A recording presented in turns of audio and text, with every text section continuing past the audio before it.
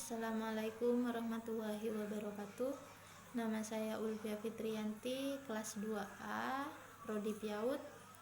Di sini saya akan menjelaskan tentang materi pendidikan. Langsung saja, yang pertama dalam surat Al-Ghasyiyah ayat 17 sampai 27, yang artinya, maka apakah mereka tidak memperhatikan unta, bagaimana ia ciptakan, dan langit bagaimana ia ditinggikan, dan gunung-gunung bagaimana ia ditegakkan, dan kepada bumi bagaimana ia dihamparkan. Maka berilah peringatan, karena sesungguhnya kamu hanyalah pemberi peringatan.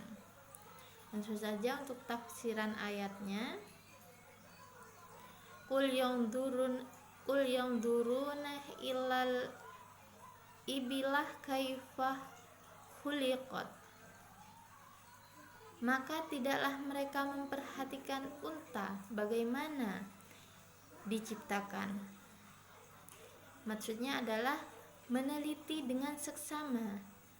Yang dimiliki itu berarti bahwa peneliti harus dilakukan dengan seksama terhadap unta. Penelitian dengan seksama termasuk di dalamnya pengembangan. Jadi kita diminta untuk melakukan penelitian dengan seksama.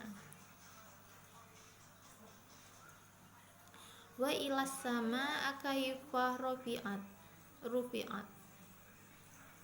Dan langit bagaimana ia ditinggikan.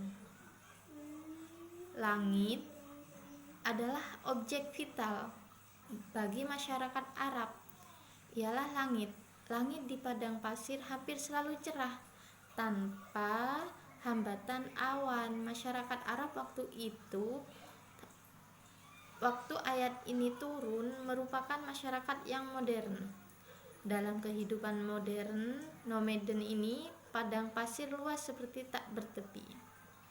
Langit bagi mereka merupakan lambing kebebasan mereka, bebas tak perlu tunduk pada suatu kekuasaan. Wa ilal jibala kaifa naswibat.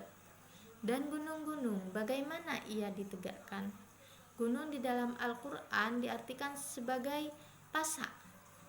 Anda bisa bayangkan kalau bumi ini datar seperti bola, maka tentu bumi akan mengelinding semakin cepat, tak tentu arah dan liar.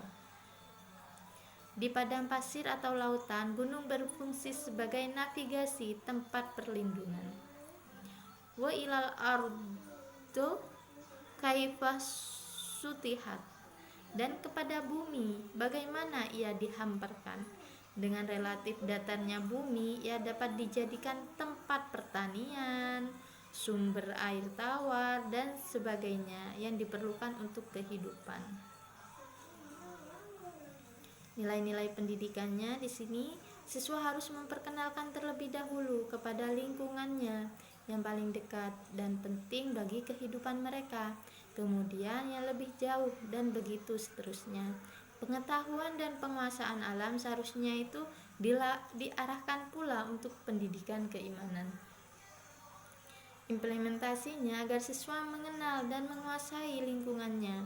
Siswa untuk menyaksikan, mengalami, mengeksplorasi sendiri. Langsung saja untuk ayat yang kedua, surat Az-Zariyat ayat 20 sampai 23.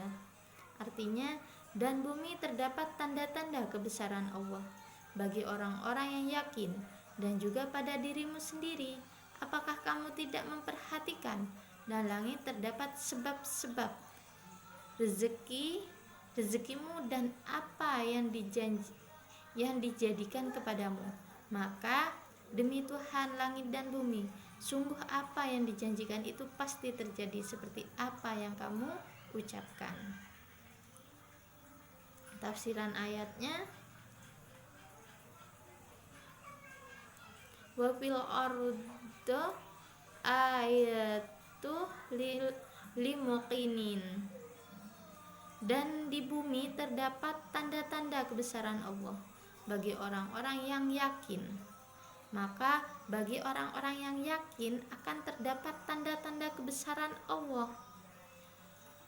Seperti misalnya bumi itu besar, itu sudah menjadi tanda-tanda kebesaran Allah. Dan juga pada dirimu sendiri, maka apakah kamu tidak memperhatikannya? Manusia itu adalah makhluk yang paling sempurna, merupakan kerangka fisik yang paling sempurna. Itu adalah tanda kebesaran Allah juga, menjadikan manusia makhluk yang paling sempurna.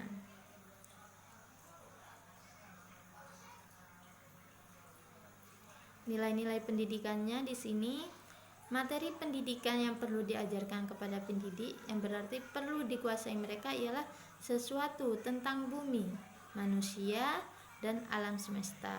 Pembelajaran mengenai semuanya itu harus berdampak iman. Semakin tinggi ilmu manusia, semakin dalam pula seharusnya iman mereka. Implementasinya agar siswa mengenal dan menguasai lingkungannya yang lebih luas. Siswa diajak untuk meninjau, meneliti, dan mengeksplorasi.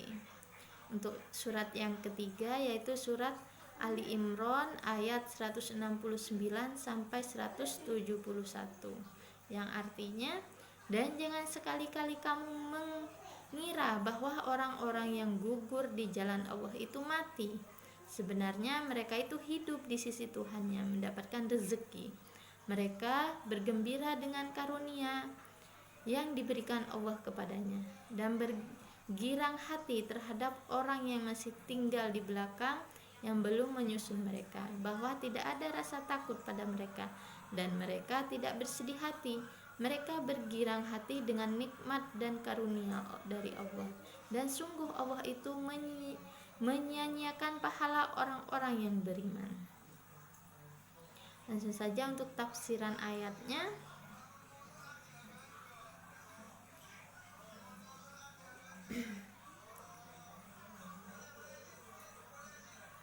Manusia itu harusnya sangat bahagia karena memperoleh karunia dari Allah.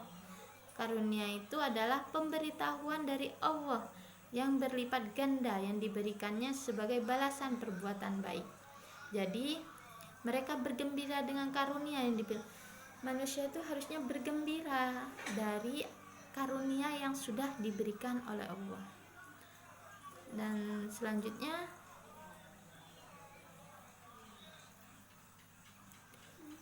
bahwa tidak ada kekhawatiran pada mereka dan tidak pula sedih. Takut adalah untuk apa yang akan dihadapi, dan sedih, hazan, adalah untuk apa yang telah dilalui. Takut, manusia tidak perlu takut untuk apa yang akan dihadapi, dan sedih untuk apa yang telah lalu. Mereka senang dengan nikmat dan karunia dari Allah. Mereka gembira menerima balasan berlipat ganda sebagai balasan perjuangan mereka. Mereka senang dapat balasan yang dilipat gandakan oleh Allah, dan bahwa Allah tidak menyia-nyiakan pada orang-orang yang beriman. Bagi Allah tiada suatu perbuatan baik yang sia-sia. Semuanya pasti memperoleh balasan berlipat ganda darinya, bahkan ditambahnya lagi dengan karunia-Nya. Jadi apabila orang akan berbuat baik, maka dia akan mendapat balasan berlipat ganda dengan perbuatan baik pula. Nilai-nilai pendidikannya di sini yang perlu diajarkan tidak hanya materi untuk keperluan hidup di dunia, tetapi juga materi mengenal kebahagiaan hidup di akhirat. Di antara materi yang perlu diajarkan untuk kebahagiaan hidup di akhirat ialah jihad, yaitu perlu manusia bekerja keras dan berjuang di dunia untuk kebaikan umat manusia dan alam sesuai bidang masing-masing.